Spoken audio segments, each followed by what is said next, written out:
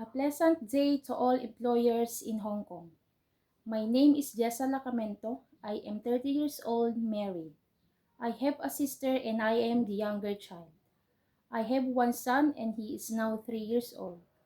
I work as a domestic helper in the Philippines for 2 years. I ended my 2 years contract last April. When I was in my employer, there are 2 kids for me to take care. A 2 years old girl and a 5 years old boy.